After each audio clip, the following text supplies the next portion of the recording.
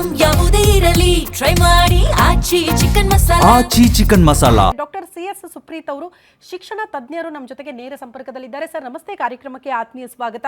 ಅದೇ ರೀತಿ cyber expert ಶುಭಮಂಗಲ ಅವರು ಕೂಡ ನೇರ ಸಂಪರ್ಕದಲ್ಲಿ ಜಾಯಿನ್ ಆಗ್ತಿದ್ದಾರೆ. ಮೇಡಮ್ ನಮಸ್ತೆ, ಕಾರ್ಯಕ್ರಮಕ್ಕೆ ಆತ್ಮೀಯ ಸ್ವಾಗತ.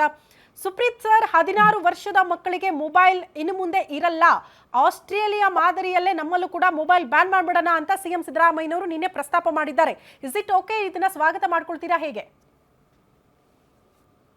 ಖಂಡಿತ ಈ ಒಂದು ಏನು ಅವರ ಡಿಸಿಷನ್ಸ್ ಏನಿದೆ ನಾವೆಲ್ಲರೂ ಕೂಡ ಅದನ್ನ ಸ್ವಾಗತ ಮಾಡಬೇಕಾಗಿದೆ.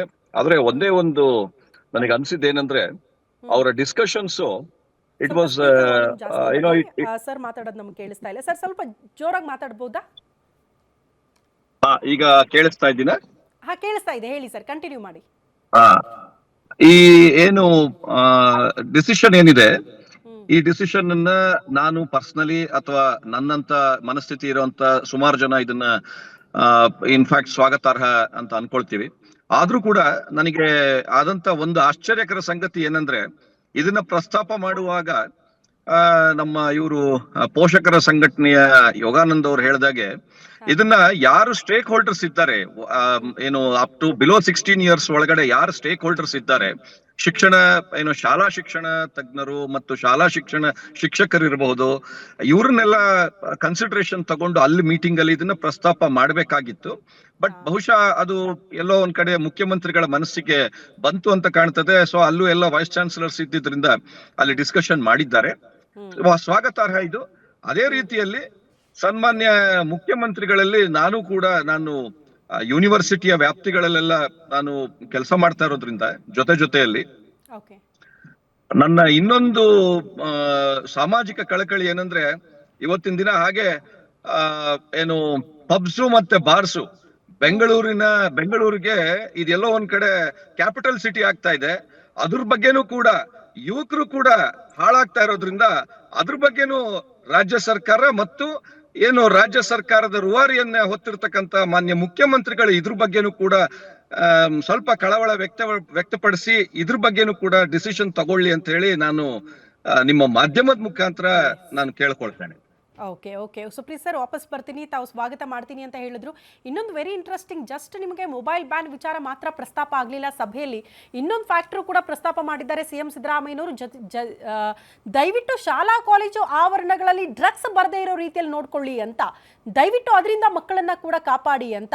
ಯಾರು ಡ್ರಗ್ಸ್ ವ್ಯಸನಿಗಳಾಗಿರ್ತಾರಲ್ಲ ಅವರನ್ನ ಮೊದಲು ಪತ್ತೆ ಹಚ್ಚಿ, ಅಟ್ಲೀಸ್ಟ್ ಇಡೀ ರಾಜ್ಯದಲ್ಲಿ ಡ್ರಗ್ಸ್ ಅನ್ನ ತಡೆಗಟ್ಟೋದಕ್ಕೆ ಸತತ ಪ್ರಯತ್ನ ಸರ್ಕಾರ ಪೊಲೀಸ್ ಇಲಾಖೆ ಮಾಡ್ತಾ ಇದ್ರು ಕೂಡ ನೇರವಾಗಿ ಎಫೆಕ್ಟ್ ಆಗ್ತಾ ಇರೋದು ಮಕ್ಕಳ ಮೇಲೆ. ಹಾಗಾಗಿ ಅದನ್ನ ಕೂಡ ತಡೆಗಟ್ಟಿ ಅನ್ನುವಂತಹ ವಿಚಾರಗಳನ್ನ ಪ್ರಸ್ತಾಪ ಮಾಡಿದ್ದಾರೆ. ಅದನ್ನ ಕೂಡ ನಾವು ಗಮನಿಸಬೇಕಾಗುತ್ತೆ ಅಂತ. ಅದೇ ಉದ್ದೇಶಕ್ಕೆ ನಾನು ಸನ್ಮಾನ್ಯ ಮುಖ್ಯಮಂತ್ರಿಗಳಿಗೆ ಅವರ ಅಬಕಾರಿ ಇಲಾಖೆಯನ್ನು ಸ್ವಲ್ಪ ಹತೋಟಿಯಲ್ಲಿ ಇಟ್ಕೊಂಡ್ರೆ ಇವತ್ತಿನ ದಿವಸ ರಾಜ್ಯ ಸರ್ಕಾರಕ್ಕೆ ಒಳ್ಳೆ ಹೆಸರು ಬರ್ಬೋದು ಅಂತ ಹೇಳಿ ನಾನು ಭಾವಿಸ್ತೇನೆ. Yes Suprith sir. Shubhamangala madam, ಮಕ್ಕಳಿಗೆ ಮೊಬೈಲ್ ಯೂಸ್ ವೆರಿ ಡೇಂಜರ್ ಅಂತ ಇಷ್ಟು ದಿನಗಳ ಚರ್ಚೆ ಆಗ್ತಾ ಇತ್ತು. ಮಕ್ಕಳು ಆತ್ಮಹತ್ಯೆ ಮಾಡ್ಕೊಳ್ತಿದ್ದಾರೆ, ಈ ಮೊಬೈಲ್ಗೆ ಅಡಿಕ್ಟ್ ಆಗಿರೋದ್ರಿಂದ ಅವ್ರ ಮೇಲೆ ಬೇರೆ ರೀತಿ ಪ್ರಭಾವ ಬೀರ್ತಾ ಇದೆ, ಇಂಥ ವಿಚಾರಗಳು ಇತ್ತು. ಈಗ ಕಂಪ್ಲೀಟ್ ಆಗಿ ಸರ್ಕಾರನೇ ಆ ವಿಚಾರಗಳನ್ನ ಪ್ರಸ್ತಾಪ ಮಾಡಿದಾಗ ಹೆಂಗೆ ಅಂತ ತಮ್ಮ ಅಭಿಪ್ರಾಯ ಏನು ಈ ವಿಚಾರಕ್ಕೆ ಸಂಬಂಧಪಟ್ಟಂತೆ? ಖಂಡಿತವಾಗ್ಲೂ ನಾವು ಬಹಳ ನಿಧಾನವಾಗಿ ಇದನ್ನ ಈ ಗತಿಗೆ ತರ್ತಾ ಇದೀವಿ ಅಂತ ಅನಿಸ್ತಾ ಇದೆ. ಯಾಕೆಂತಂದ್ರೆ ಈಗಾಗಲೇ ಸಾಕಷ್ಟು ಆತ್ಮಹತ್ಯೆಗಳಾಗೋಗಿದೆ, ಮಕ್ಕಳು ಡಿಪ್ರೆಷನ್ಗೆ ಹೋಗ್ತಾ ಇದ್ದಾರೆ. ಇದೆಲ್ಲದರ ಬಗ್ಗೆ ನಾವು ನೋಡ್ತಾನೆ ಇದೀವಿ. ಪ್ರಪಂಚದ ಬೇರೆ ಬೇರೆ ದೇಶಗಳಲ್ಲಿ ಇಲ್ಲ, ನಾವು 16ರಿಂದ 18 ವರ್ಷದವರೆಗೂ ಮಕ್ಕಳಿಗೆ ಮೊಬೈಲ್ ಅನ್ನ ಬ್ಯಾನ್ ಮಾಡ್ತಾ ಇದೀವಿ ಅಂತ ಡೆವಲಪ್ಡ್ ಕಂಟ್ರಿಗಳು ಹೇಳಿದ್ರು ನಾವು ಭಾರತ ಸರ್ಕಾರದಿಂದ, ಅದು ಕೇಂದ್ರ ಆಗ್ಲಿ ರಾಜ್ಯ ಸರ್ಕಾರದಿಂದ ಆಗ್ಲಿ, ಇದ್ರ ಬಗ್ಗೆ ಯೋಚನೆಯನ್ನ ಮಾಡೋದಕ್ಕೆ ಯಾಕೆ ಇಷ್ಟು ದಿನ ತಗೊಳ್ಬೇಕಾಯ್ತು? ಮೊದಲನೇದು. ಎರಡನೇದು, ಖಂಡಿತವಾಗ್ಲೂ ಇದು ಮನೆಯಿಂದ ಶುರುವಾಗ್ಬೇಕು. ಸರ್ಕಾರದವರು ಬಂದು ನಿಮ್ಮ ಮನೆಯ ಮಗುವಿಗೆ 16 ವರ್ಷ ಆಗೋವರೆಗೂ ನೀವು ಮೊಬೈಲ್ ಕೊಡಬಾರ್ದು ಅಂತ ಹೇಳೋದಕ್ಕಿಂತ ಮುಂಚೆನೆ ನಾವು ಖಂಡಿತವಾಗ್ಲೂ ನಮ್ಮ ಮನೆಗಳಲ್ಲಿ ನಾವು ಮಕ್ಕಳಿಗೆ ಇದನ್ನ 16 ವರ್ಷ ಆಗೋವರೆಗೂ ಯಾತಕ್ಕೆ ಕೊಡಬಾರ್ದು ಅನ್ನೋದನ್ನ ಅರ್ಥೈಸ್ಕೋಬೇಕಾಗತ್ತೆ. ಯಾಕೆಂತಂದ್ರೆ ನಮ್ಮ ಮಕ್ಕಳಿಗೆ ಇದು ಒಳ್ಳೇದಾ ಅಲ್ವಾ ಅನ್ನೋದು ನಮ್ಗೆ ಗೊತ್ತಿದೆ. ಈ ಮೊಬೈಲ್ ನಲ್ಲಿ ನಾವೇನು ರಿಸ್ಟ್ರಿಕ್ಟ್ ಮಾಡಿ ಪೇರೆಂಟಲ್ ಕಂಟ್ರೋಲ್ ಹಾಕಿ ಈ ಮೊಬೈಲ್ ಅನ್ನ ನಾವು ಮಕ್ಕಳಿಗೆ ಕೊಡ್ತಾ ಇಲ್ಲ, ಅದ್ ನಮ್ಗೆಲ್ಲರಿಗೂ ಗೊತ್ತೇ ಇದೆ. ಯಾಕೆಂತಂದ್ರೆ ಪೇರೆಂಟಲ್ ಕಂಟ್ರೋಲ್ ಹಾಕ್ಬೇಕಂದ್ರೆ ಮೇಡಮ್ ನನಗ್ ಗೊತ್ತಿರ್ಬೇಕಲ್ಲ ಮೊದ್ಲು ಅಂತಾರೆ. ಇದ್ರ ಜೊತೆಗೆ ಪ್ರೆಸ್ಟೀಜ್ ಇಶ್ಯೂ ಆಗೋಗಿರುತ್ತೆ ಮಕ್ಕಳಿಗೆ. ನಾನು ಅಯ್ಯೋ ನನ್ನ ಜಾಸ್ತಿ ಮಾಡಿ ಅವ್ರು ಮಾತಾಡೋದು ಕೇಳಿಸ್ತಾ ಇಲ್ಲ ನಮ್ಗೆ. ಶುಭಮಂಗಲ ಮೇಡಮ್, ಜೋರಾಗಿ ಮಾತಾಡಿ ಮ್ಯಾಮ್. ಓಕೆ, ನನ್ನ ಕಾಲದಲ್ಲಿ ನನ್ನ ಹತ್ರ ಮೊಬೈಲ್ ಇರ್ಲಿಲ್ಲ, ನಾನ್ ನನ್ ಮಗುಗೆ ಯಾಕೆ ಇದ್ರ ಅನ್ಯಾಯ ಮಾಡ್ಬೇಕು ಅಂತ ಹೇಳಿ ಮಕ್ಕಳಿಗೆ ತುಂಬಾ ಕಾಸ್ಟ್ಲಿ ಮೊಬೈಲ್ ಅನ್ನ ಕೊಡ್ಸೋದು, ಇದೆಲ್ಲವನ್ನ ನಾವು ಅಭ್ಯಾಸ ಮಾಡ್ಕೊಂಡ್ ಬಿಟ್ಟಿದೀವಿ. ಆದ್ರೆ ಇಂಟರ್ನೆಟ್ ಇಲ್ದಿರ ಮೊಬೈಲು ಅಂತ ಬಂದಾಗ ಅದು ಏನಕ್ಕೂ ಪ್ರಯೋಜನ ಆಗಲ್ಲ ಅಂತ ಎಲ್ರಿಗೂ ಗೊತ್ತು. ಸೊ ಇಂಟರ್ನೆಟ್ ಇದ್ದೇ ಇರುತ್ತೆ. ಇಂಟರ್ನೆಟ್ ಇದ್ದಾಗ ಅದಕ್ಕೆ ಬ್ಯಾನ್ ಆಗುವಂತೆ ಏನೆಲ್ಲ ಮಾಡಿದ್ದಾರೆ ಸರ್ಕಾರದಿಂದ. ಇವತ್ತು ಗ್ಯಾಂಬ್ಲಿಂಗ್ ಆಗಿರಬಹುದು ಅಥವಾ ಒಂದು ನಾರ್ಕೋಟಿಕ್ಸ್ ನ ಪರ್ಚೇಸ್ ಮಾಡೋದಾಗಿರ್ಬೋದು, ಇದೆಲ್ಲವೂ ಇಂಟರ್ನೆಟ್ ಮೂಲಕ ಆಗ್ತಾನೆ ಇದೆ. ಸೊ ಹೀಗಿರುವಾಗ ಈ ಫ್ಯಾಕ್ಟರಿ ಏನ್ ಹೇಳಿದ್ರಲ್ಲ ಅದೇ ನನ್ನ ಪ್ರಶ್ನೆ. ಯಾಕಂದ್ರೆ ಈ ನೀವ್ ಹೇಳ್ತಾ ಇದ್ರಲ್ಲ ಮಕ್ಕಳಿಗೆ ಈ ಗೇಮ್ ಹುಚ್ಚು ಜಾಸ್ತಿ ಆಗ್ತಾ ಇದೆ, ಆ ಗೇಮಿಂಗ್ ಇಂದ ಕೆಲವರು ದುಡ್ಡು ಮಾಡ್ತಿದ್ದಾರೆ ಅಂತ. ಅದ್ರಲ್ಲಿ ಅತಿ ಹೆಚ್ಚು ಇನ್ವೆಸ್ಟ್ ಆಗಿರೋದು ನಮ್ಮ ರಾಜಕಾರಣಿಗಳದ್ದು ಅಂತ. ಮೋಸ್ಟ್ಲಿ ಅದನ್ನ ಮಟ್ಟ ಹಾಕಬೇಕು, ತಮ್ಮ ಲಾಭಕ್ಕಾಗಿ ಇನ್ನೇನು ದುಡ್ಡು ಮಾಡಬೇಕು ಅಂತ ಇದಕ್ಕೆಲ್ಲ ಇನ್ವೆಸ್ಟ್ ಮಾಡಿ ಕೂತಿದ್ದಾರೆ. ಅದಕ್ಕೆ ಯುವ ಸಮೂಹ ಅದಕ್ಕೆ ಬಲಿ ಆಗ್ತಾ ಇದೆಯಲ್ಲ. ಮೋಸ್ಟ್ಲಿ ಇದನ್ನ ಮೇನ್ ಆಗಿ ರಾಜ್ಯ ಸರ್ಕಾರಗಳು ತಡೆಗಟ್ಟಬೇಕಾ ಅನ್ನೋದು ಪ್ರಶ್ನೆ ಇದೆ.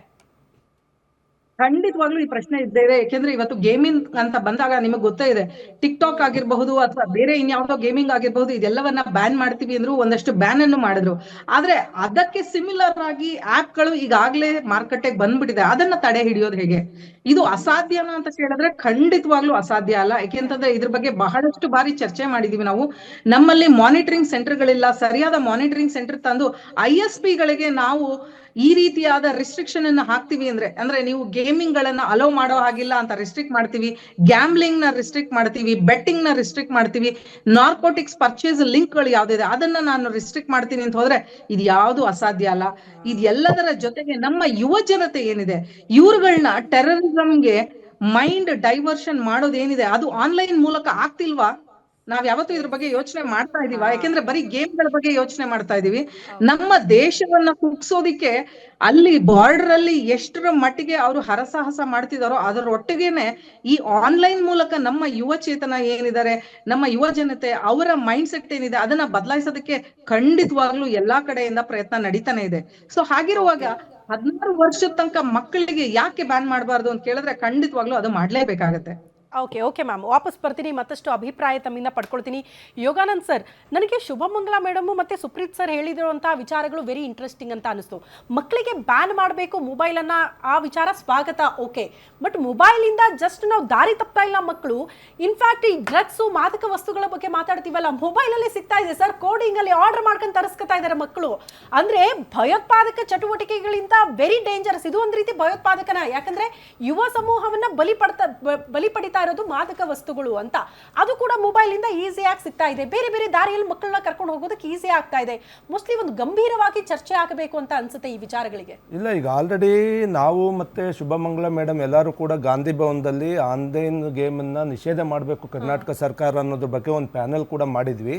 ನಿಮ್ಮೂರಿನಿಂದ ವಿಶ್ವ ಮಟ್ಟದವರೆಗೆ ರಾಜಕೀಯ, ಸಿನಿಮಾ, ಸ್ಪೋರ್ಟ್ಸ್ ಯಾವ ಸುದ್ದಿಯೂ ಮಿಸ್ ಆಗಲ್ಲ. ಬರೀ ಸುದ್ದಿಯಷ್ಟೇ ಅಲ್ಲ, ಜೊತೆಯಲ್ಲೇ ಇರುತ್ತೆ ವಿಶ್ಲೇಷಣೆ. ಗ್ಯಾರಂಟಿ ನ್ಯೂಸ್ ನ ಸಬ್ಸ್ಕ್ರೈಬ್ ಮಾಡಿ, ಫಾಲೋ ಮಾಡಿ, ಕ್ಷಣ ಕ್ಷಣದ ಅಪ್ಡೇಟ್ಸ್ ಪಡೆಯಿರಿ.